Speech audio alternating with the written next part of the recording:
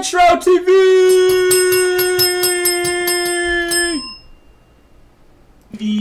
Back with another one, you feel me? TVV, boom, boom, boom, TVV. What are y'all? Yo! Alright, guys, today, wait.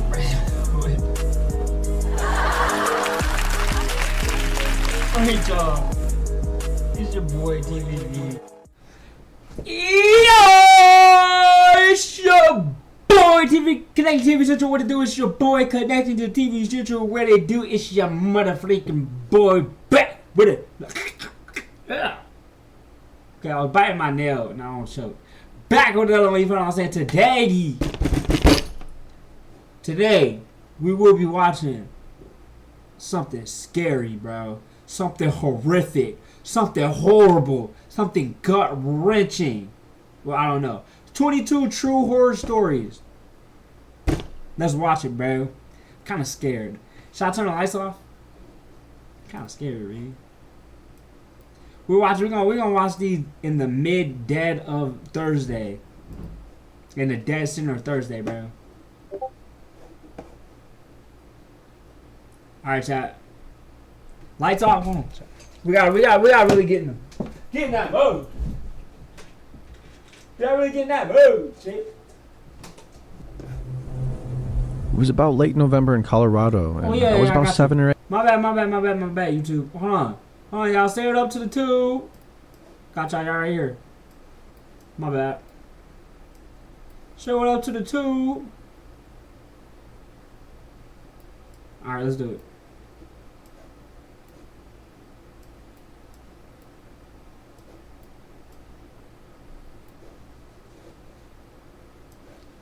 Yes, sir. Might put y'all dead center in the middle.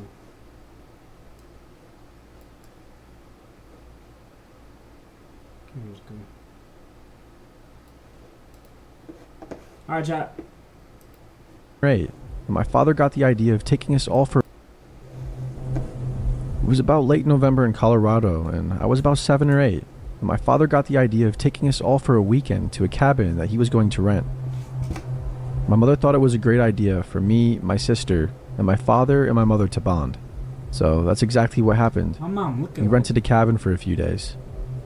We took school off on Friday to get a head start getting there, which I absolutely had no issue with. We got there and it was sure cold.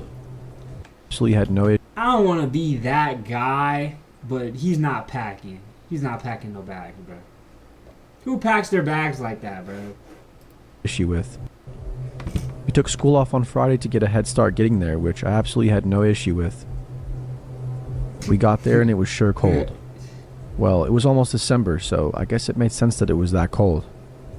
Anyways, we got all set up and decided where we would sleep. We ate dinner and then we got all set up for bed, and we were just thinking about what we would do tomorrow. We got there kind of late, so we couldn't do much on the first day. That first night though, I heard noises outside. It sounded kind of like footsteps.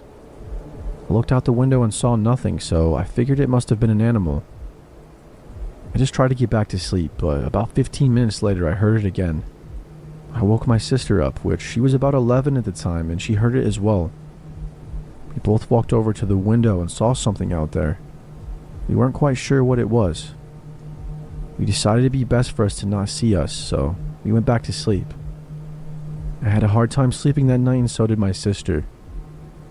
When we eventually woke up, my mother was inside making breakfast and my father was outside.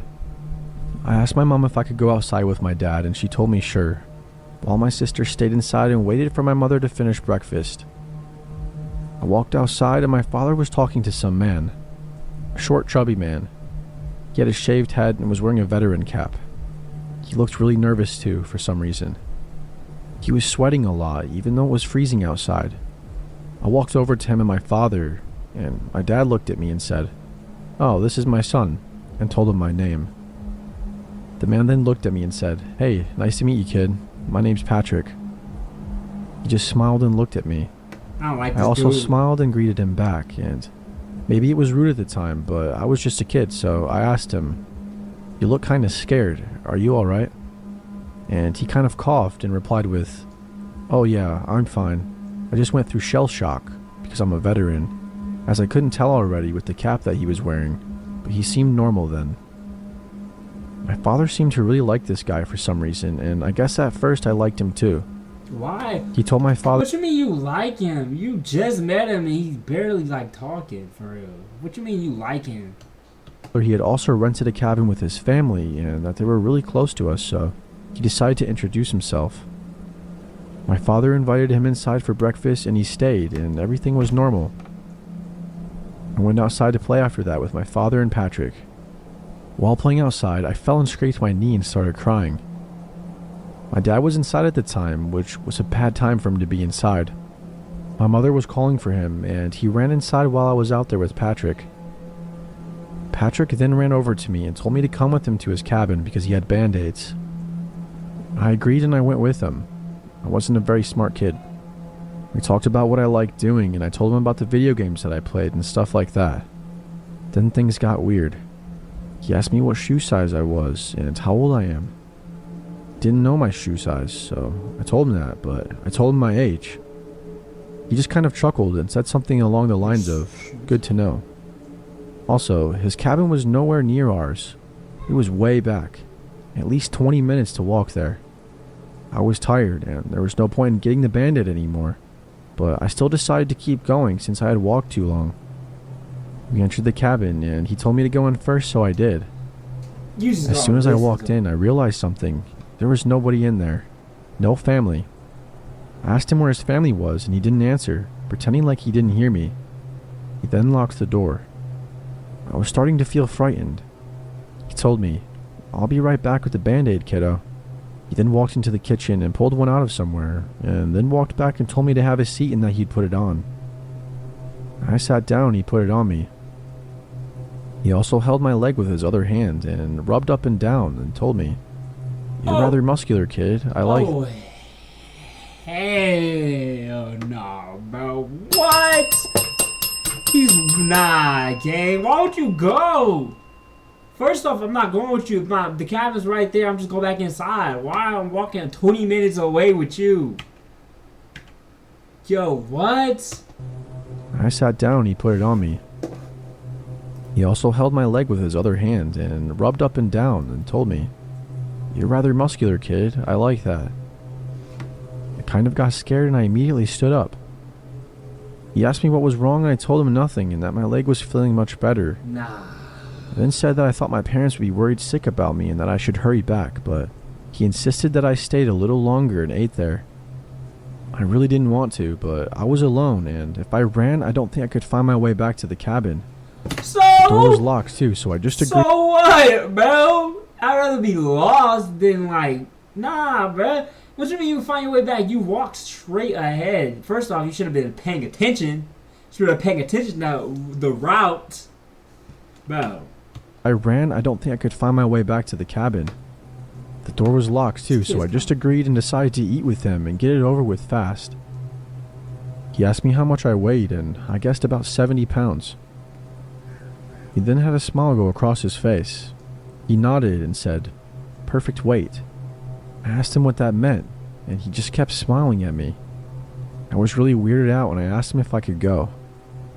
He told me no and that things were just getting started and I shouldn't miss out on the fun. He had such a weird tone when he said that too. I then heard a big bang come from the bedroom. It was a closed door. Patrick stood up and looked kind of angry. He walked into the room and shut the door behind him, and I heard him yelling, "Did I tell you that you could move? No, stay where you are, I have company," or something like that. He then walked out with a smile on his face and shut the door slowly. Sorry about that, that was just my wife. She's really sick and not allowed to be near visitors today. He was smiling while... Nah. He is a disgrace. Nah, bro. What? Why would you... Okay, the dude is completely in the wrong. But are you okay in the head, bro? First off, that scrape was not that serious. To walk all the way to this man's cabin just to get a Band-Aid. Calm down. Be a man. First off. Second, if you feel like the walk is getting too long, And even like before that, I would have been like, never mind. I would have turned back around, like, nah, I'm good, gang. Like, bro, and you're walking through a forest with a stranger. Dude, this kid's kind of like, nah. I don't think he gotta have some issues. While saying that also, I really wanted today. He was smiling while saying that also. I really wanted to go, and I looked around the room and noticed there were clothes everywhere. It was really messy. He must have been living out of here. That moment, his wife walked out of the room. That works? Rubbing mount on your skate works? His wife walked out. What? He must have been living out of here. That moment, his wife walked out of the room. I'm hungry, she said. At this point, the man looked pissed. That's when he yelled, get back in there. His wife was extremely pale and looked like she had been crying a lot. She was sniffing and had red circles around her eyes. She looked at me, then walked back in the room. I asked him where his kids were, and he didn't answer. He told me that he had kids' clothes that he wanted me to try on, and that was the last straw for me. I had to get out of that situation, and I didn't know how. I started crying, and then he hugged me. He told me it'll be okay, that nothing is going to happen, and just try on the clothes. He walked in the back room, and I thought this would be the perfect time for me to leave. I unlocked his door, and I tried to leave as quietly as I could. I didn't even care if I got lost anymore. I just didn't want to take any more chances with Patrick, if that was even his name. I had a feeling that he had been lying. I mean, he lied about having kids, so who knows what else. Don't trust anybody named Patrick. I was in the woods trying to find my way back. I was still close to his house, close enough to hear his shouting. I heard him yelling stuff to his wife, things along the lines of, where the hell did he go? And I knew I shouldn't have left him alone. You probably let him leave. I could have sworn I heard him call her a few nasty names a couple times. Then it happened. I stopped in my tracks. I heard footsteps. I went and hid behind a tree and looked in his direction. And there he was, standing outside, and he seemed to be looking for me. I was far enough away to where I could barely see him, but I could tell he was looking for me. He then stepped out in the forest, and I heard him shouting, "Hey kid, it's okay, you can come back now. You don't have to try on the clothes. And I have toys back in my cabin. All you have to do is come back." I then started running. I just ran as fast as I could in a straight line in hopes to find somebody in my He family. must have lost his kid and like. I was running away and I thought I heard shouting, but I didn't stop to hear it. Then after about an hour of running, I finally saw a cabin. It was my cabin. I ran to it. My father was... You know what I've low-key gathered from this story? The way he tells the story explains how how he doesn't think. Think about it. Throughout the story, he gives us details, but not really. He keeps on saying like, "Oh, I heard them say something like this," and then he said a few cuss words, and then I heard them say a little bit of this, but I'm not sure. When he's in the room, like, he's not really remembering stuff well. Like, you can tell that he don't really pay attention for real. And like, that's kind of how he got himself in this situation. He don't think, bruh. Like, I can tell by the way he's telling the story, bruh. Like, he does not pay attention. He was yelling, but he said a few words, and then I ran away. Like, gang, he's not really like giving us like details. was outside looking around for me. I ran up to him crying and told him Patrick wasn't a good guy and that he was really weird and how he was touching my legs and stuff. My father immediately called the person he rented the cabin from. My father looked at me and told me to never follow any stranger ever again. We immediately left that day and asked for a refund the next day. The guy renting them out apologized. The man that owned the cabin rentals called the police and they went back there and checked the cabin and there was nobody back there, not even his wife. His clothes and belongings were still there is what they told us, but nothing really happened after that. They asked questions and left, and they never called us or told us anything about him ever again. Patrick most likely wasn't his real name, and he probably wasn't a veteran. I just want to know what happened to him and his wife, and how he even got a wife in the first place, and how and why he lived back in that cabin. He seemed to have lived there for a while. I guess he left because he figured the police would be coming after him since he didn't rent the cabin. So many questions that will never get answered. My friend Lily has a cabin on a lake in Washington, and it's Okay, wait. It's the same guy telling 22 stories? Should we go to the next video or should we keep watching these? Or should we watch him tell 22? Because this guy kind of like, this guy not so smart, bro. KFC horror story animated.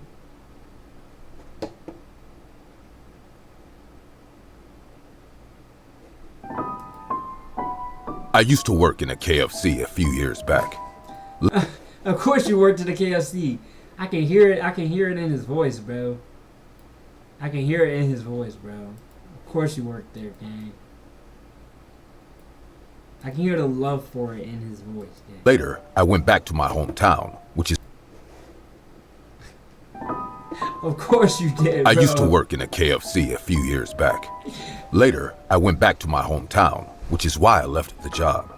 But this is not the only reason why I got fed up with the job. Common dine-outs like this often see customers of all kinds. So, this one-time experience kind of terrorized me for life. I worked at the counter as a cashier, so I had to deal with the customers directly. One night, I was sitting behind the counter and counting the cash at the end of the day when I heard the entrance door fly open. Two boys came inside. One had red hair and a pale complexion, while the other had a bun tied with dirty long hairs dangling from his oily head. They were about 15 or 16 years old. Both of them had a very unclean presence. Their clothes... They are not 16. They are not 16, bro. They are not 16. They look older than me. They is not 16, bro. He looked like he like 28. He looked 30. They is not 16, bro. seemed like they had years old, dangling from his oily head. They were about 15 or 16 years old. Both of them had a very unclean presence. Their clothes seemed like they hadn't been washed in a long time. I could see dirt in their fingernails. A bad odor took over as soon as they approached the counter. "A bucket of fried chicken, please," the red-haired boy said in a cold voice while raising a $20 note at me. The boy with the bun wore a dirty sweatshirt even on that hot summer night. As they Wait, why he saying me? But this is a girl. This is a girl. Why is a dude talking? stood there like two fishy customers that I would never want to meet at the end of my late night shift, I realized troubles are waiting for me. I told them to take a seat and went inside to tell Ralph about our last order. Ralph was the night cook who joined recently. While giving him the orders, I told him how sketchy those boys looked to me. Ralph laughed and said, "I'm sure they won't be any petty thieves, Lucy. You go keep an eye on them. I will be there with the fried chicken soon." I went back and saw those two boys were wandering around the restaurant like they were walking in their homes. The red-haired boy was observing each detail of the shop. I even saw him noticing the security camera too attentively. With their behavior, I could tell they had some other intention. After wandering around for some time, they sat at a table nearby and started to talk in a low but deep voice. I could hear their full conversation, but I heard them addressing each other by the name of... Why is he saying this is him? Bro, this is not you, gay. You sound like a 6 foot black man, bruh. This is, bruh. Beef. And those dudes are 16. Jackson and Liam. The red-haired boy was Jackson and the other one was Liam. So far, I didn't hear Liam say a single word to me. He was the quieter one and also the most mysterious among the two. He had lots of cut marks on his face and every 5 seconds, looking at me in a very creepy way. I even saw him licking his lips while he laid his eyes on me. The cold stare and their inaudible whispers were making me even more anxious. Suddenly, Liam got up and went out of the restaurant. I wanted to ignore it, as this was none of my business, but I still asked, where did your friend go?" Jackson smiled and said, "To take a leak." "How long will it take?" I smiled awkwardly and said, Not much. Our cook will bring the food soon. You guys are our last customers for the night, hence, It's taking time to arrange everything before closing the shop. After a few minutes, Liam came back and sat beside his friend, just like before. I waited and waited for Ralph to come out, but time went away. My level of patience gave in, and I got up and walked to the kitchen. The minute I stepped inside the kitchen, the electricity went out. It wasn't a power cut, as I could see the streetlight on the highway shining bright. Someone purposefully turned off the power switch. I checked into my pockets and took out my phone. While trying to turn on the flashlight on my phone, I took a step further in the dark and stepped onto a gooey liquid that had a weird metallic stench. "Damn it, Ralph! Didn't you clean the kitchen?" I screamed in the dark. I switched on my flashlight, and as it hit the floor, I saw what I just stepped in. There was a pool of blood on the kitchen floor that came from a deep stab wound on the body of our night cook, Ralph. Oh my God. I turned around to leave when I got face to face with Jackson. He stood there with a blood-soaked knife in his hand and smiled at me. I remembered there's a back door, so I turned around to escape from there. Oh, snap. I was a few inches away from the back door when Liam entered the kitchen. So this is what he did when he went outside. My God. He entered the kitchen from the back door and stabbed poor Ralph to death. These young boys are cold-blooded criminals. They cornered me from both ends, and I knew now it would be my turn to get... You better use that grown man black voice to your advantage. I'll be like, hey. I'll be like, hey. Who the you talking to? I was just manned up. And they would have got scared, bro. Come on, think, bro. Slashed at their hands. What do you want? I said in a terrified voice. Look, Liam, she is willing to give us what we want, Jackson said while laughing like a psycho. Let's go to the counter, he said and raised the sharp bloody knife at me. I tried to be calm because one wrong move can silence me forever. They escorted me back to the eating area, and when we reached near the counter, Liam pushed me from behind. I tripped accidentally and hit my head on the marble desk. Blood rushed down immediately and I started crying in pain. Just tell me what you guys want. Please, just let me go. Yes. We don't want to murder a poor, weak woman.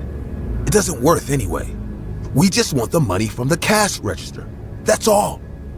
You guys are doing this for some money? There's still time. You two are too young to destroy your life like this. Do you have any idea what the cops will do to you if they ever catch you? Suddenly, I saw Liam's face turn pale.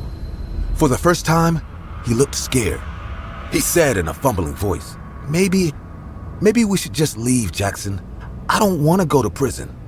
Jackson grabbed his shoulder and screamed furiously. Don't chicken out now. This bitch is just trying to mess with us. We won't get caught. He slapped me hard. Wait, Jackson the G. Jackson the G. Jackson grabbed his shoulder and screamed furiously. Don't chicken out now. This bitch is just trying to mess with us. We won't get... Hey, yo, your live messed up. What you mean? It's lagging?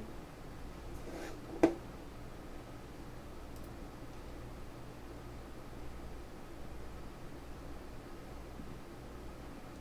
me check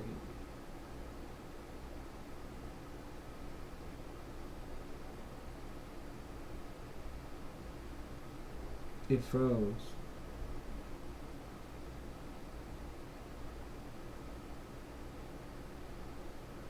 Is it good now?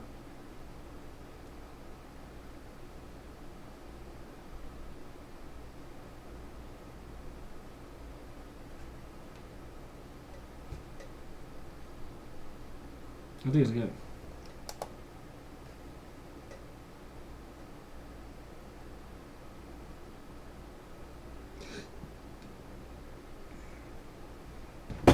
Alright. Bro, did you hear what he said? Caught. Don't chicken out now. This bitch is just trying to mess with us. We won't get caught. He slapped me hard across my cheek, making my lips bleed, and said, I can discuss it.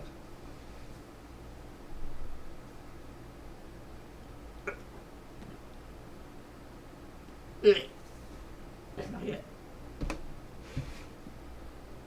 Is it?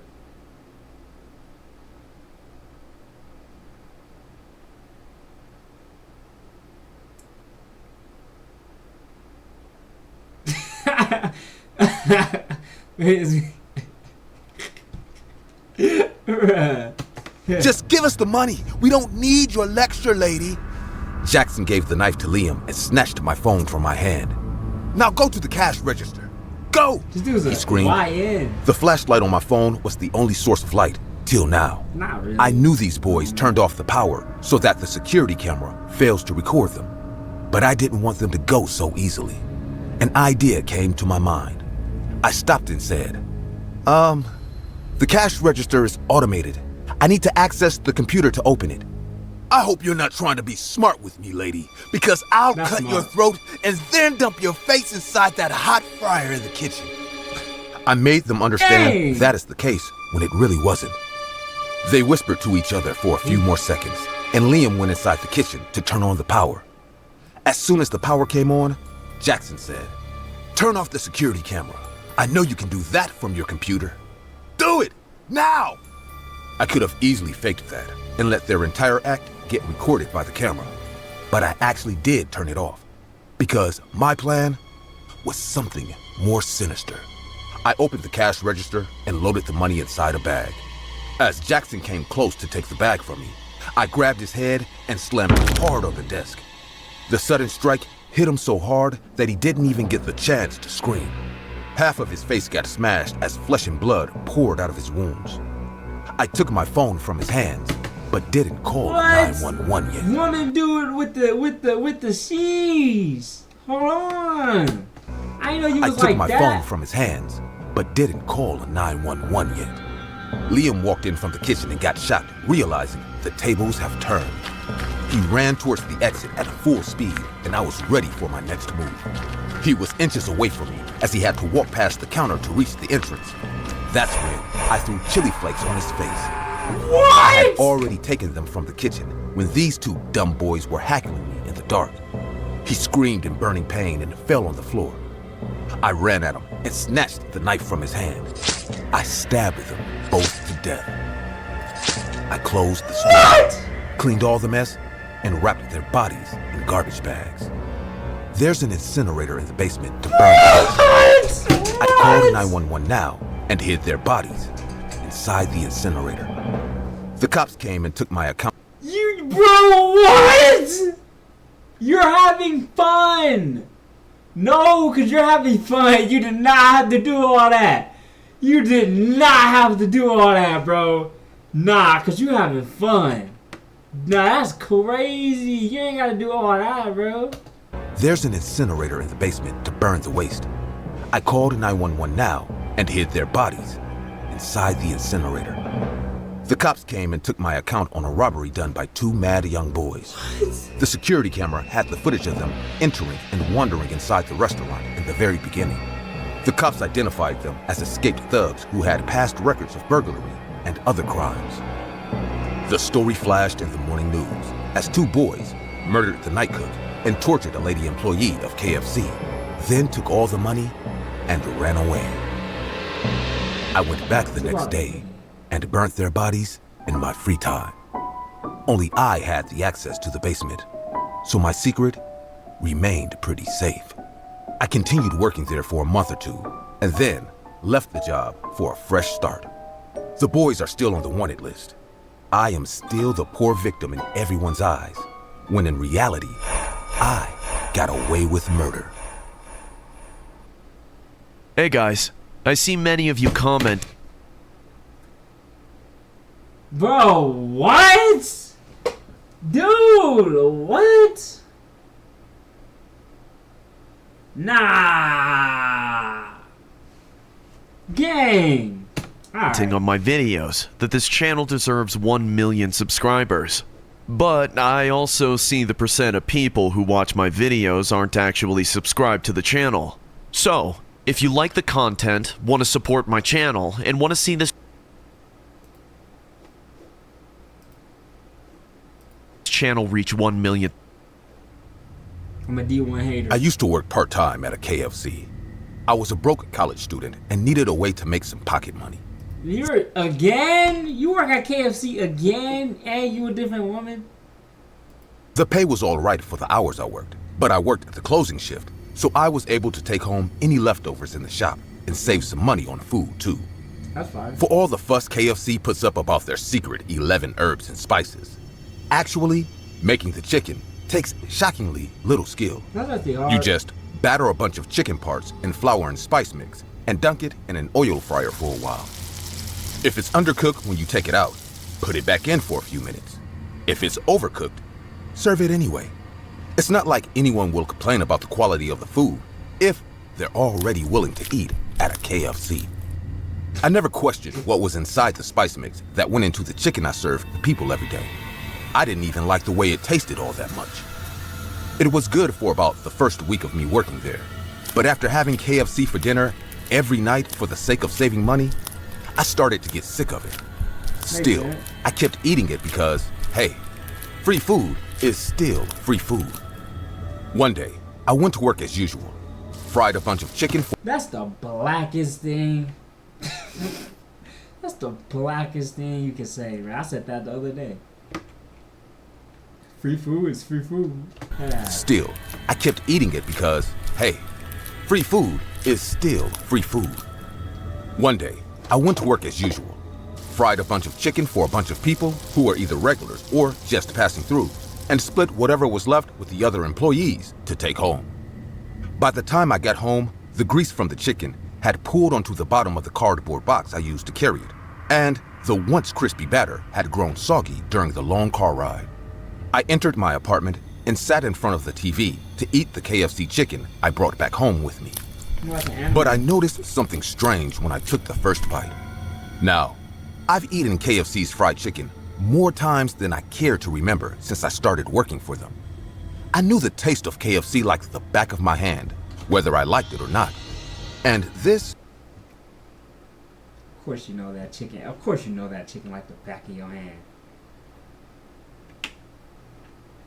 Before you worked there, nah. Come on. Battery low. Chicken more times than I care to remember since I started working for them. I knew the taste of KFC like the back of my hand, whether I liked it or not. And this was not what normal KFC chicken tasted like.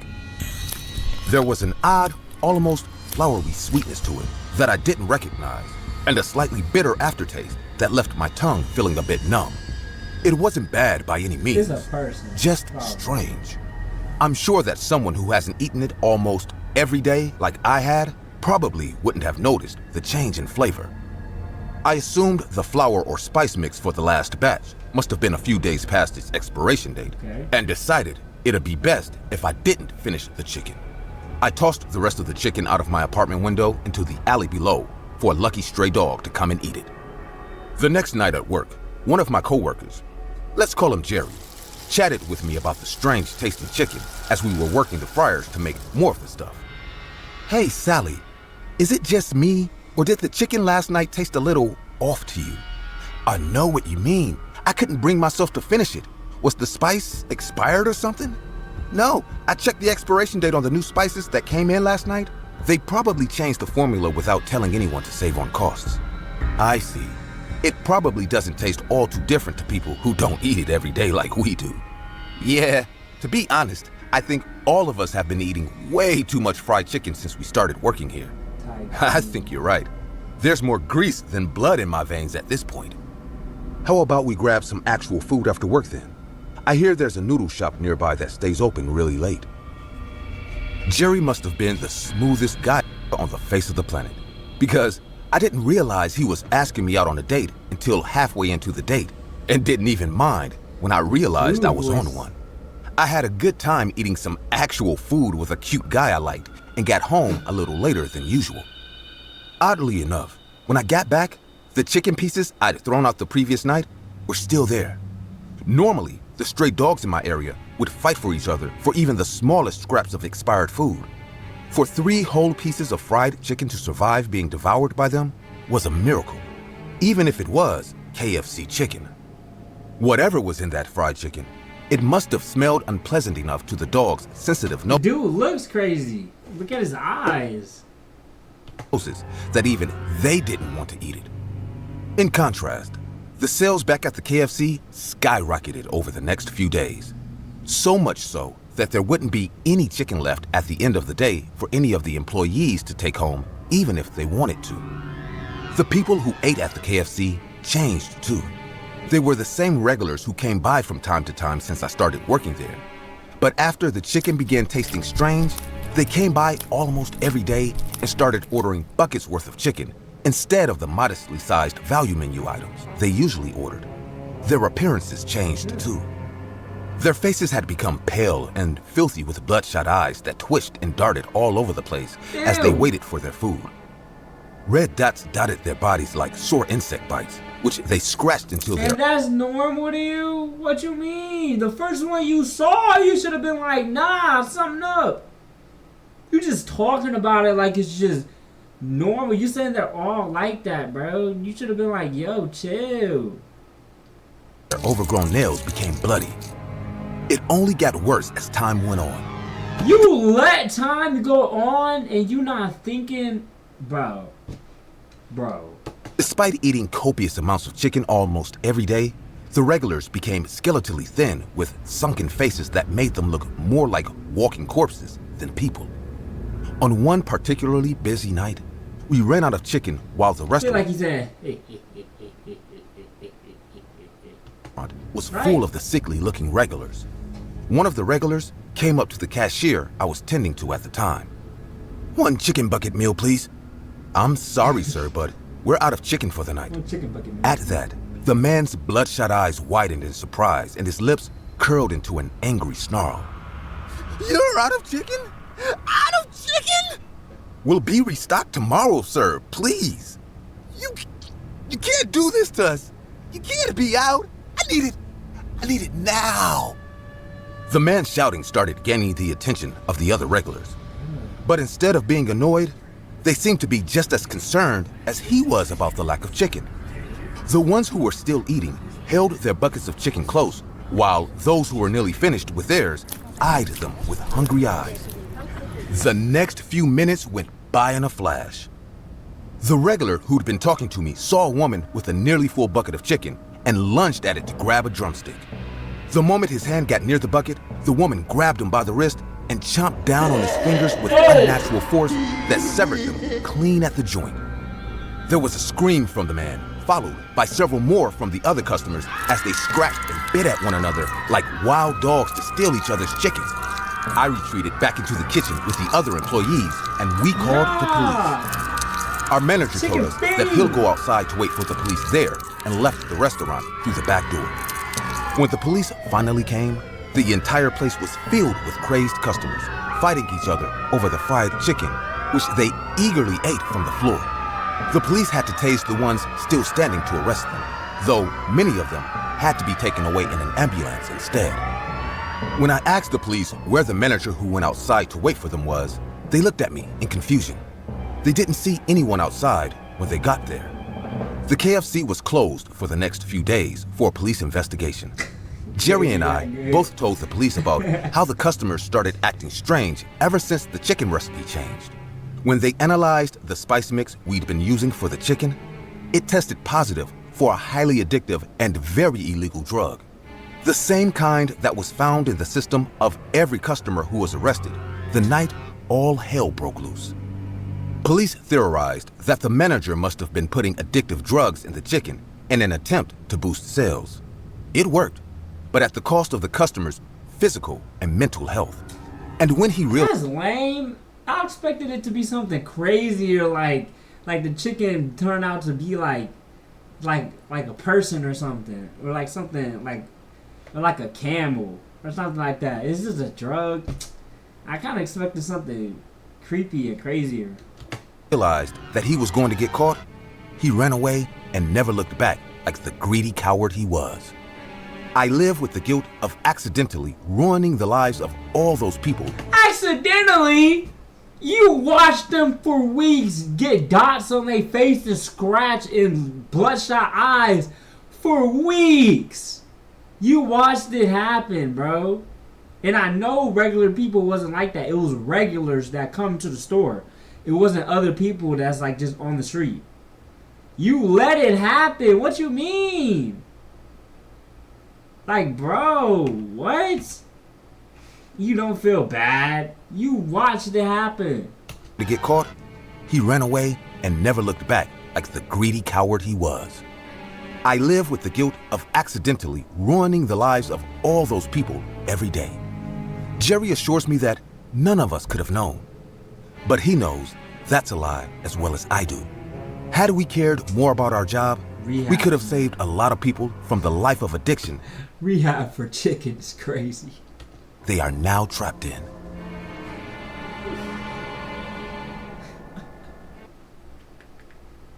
I have decided against giving my name, as it is in my best interest. And also because I am a full-blown accomplice to the horror you're Finally, about he's to a hear. dude. So my alias in this story will be known as Noah. This incident happened over 5 years ago, and I have held on to it throughout all these years. But no matter how much I try, I just can't sleep right. And maybe, just maybe, telling this will remove the huge weight that has been weighing down on my conscience all these years. I worked at KFC for over 12 years. I used to love the place. The smell of the chicken, the chatting customers. Basically, everything about that restaurant made me happy. If I remember correctly, it was on a Thursday, and I had gotten a call from the manager's office. When I went there, I was told that I would soon be promoted to manager. I remember the manager at the time telling me, "Remember, being manager comes with a lot of new responsibilities, and I hope you will be able to handle it the way I have all these years." I remember telling him with a smile, "I am fully sure that I am capable, sir, and I know that I will be able to take on the position." He then replied me in a low, dark tone with, "I really hope you are." During my last weeks as a normal employee, I be forgetting. There's actual people that genuinely enjoy jobs like that, like restaurants and stuff. There's actually people that genuinely enjoy it, and they want to rise to the ranks and become managers and jump. was given the night shifts. There was a lovely chubby kid called Timmy who always used to come to the restaurant. He would stay there all day till late at night. And since he was a regular customer, I befriended him. I later found out that the reason why he was always at the restaurant was because he hated going home. I remember he told me, "My mom and dad are always fighting. They really don't care about me. So anytime they give me money to eat, I always come here so that I don't have to see them fight." I took a liking to the kid because I sympathized with him. So after my shift, I would always keep him company. Most times, I would sit with him as he ate. One particular thing I remember about the young boy Timmy was that he would always vigorously lick his fingers after eating his food. I would always chuckle about it because it always reminded me of the KFC slogan, "It's finger licking good." So anytime I served him, I always said, "It's so good, you'll lick your fingers."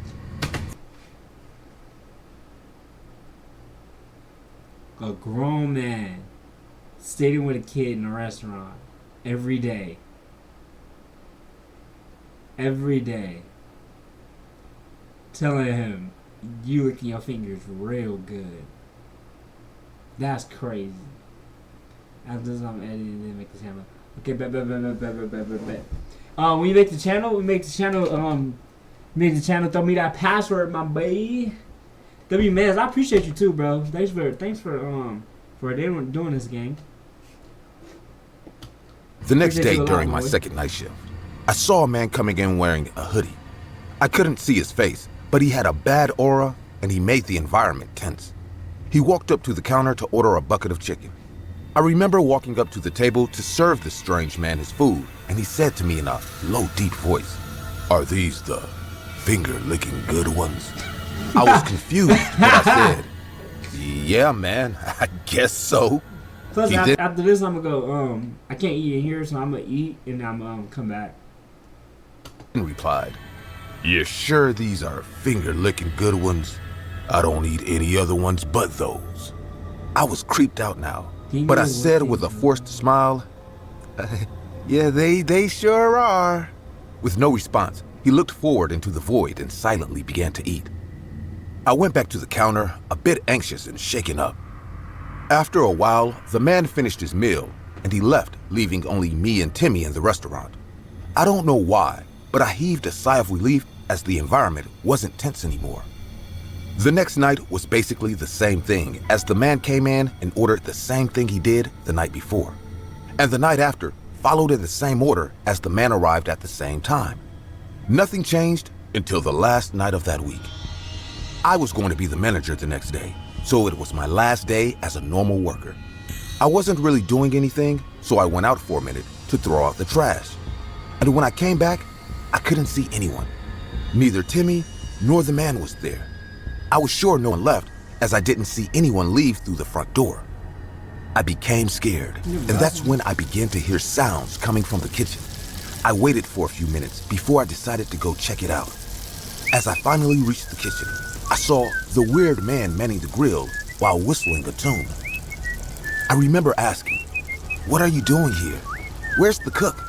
The hooded man then replied to me in his usual low voice with, "His shift is over, so it's my turn."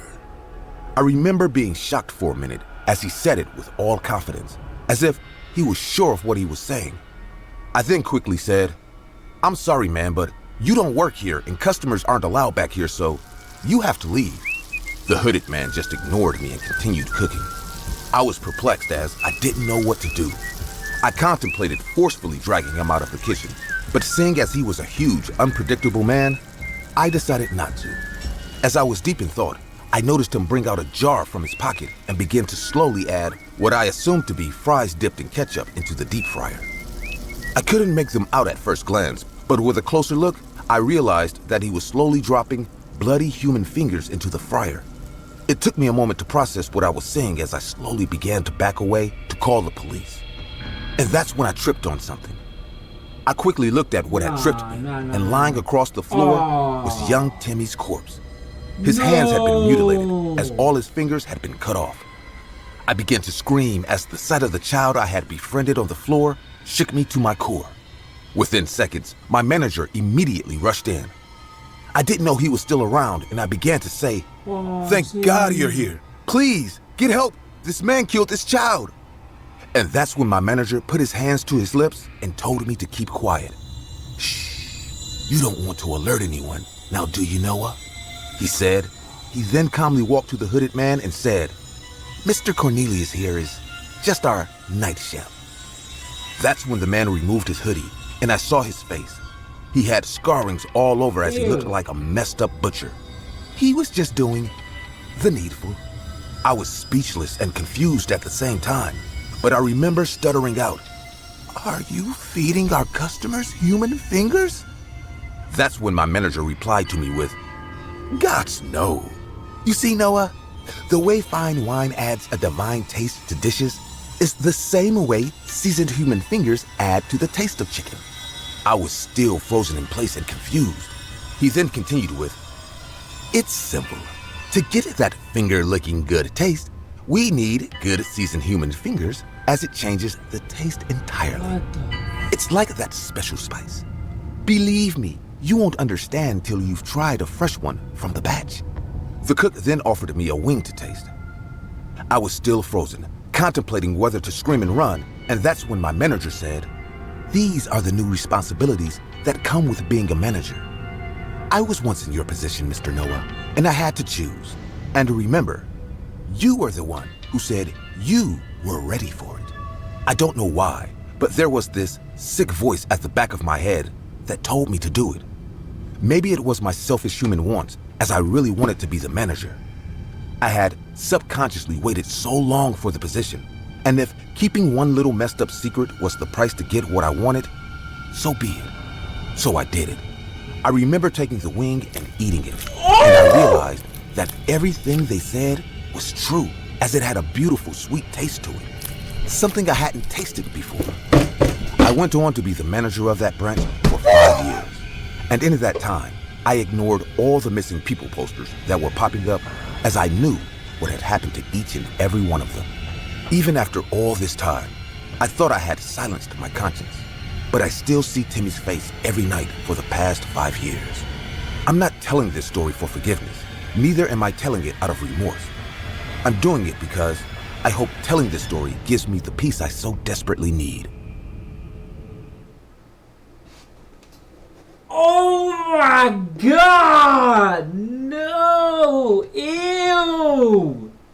He did it! Oh, what the heck? He actually did it! Nah! Yo, but with that being said, that is the day. Don't forget to like, don't forget to subscribe, don't forget to sub that TVV disconnected from TV Central. And I'm going to catch you on the next one. Oh my God. Deuces!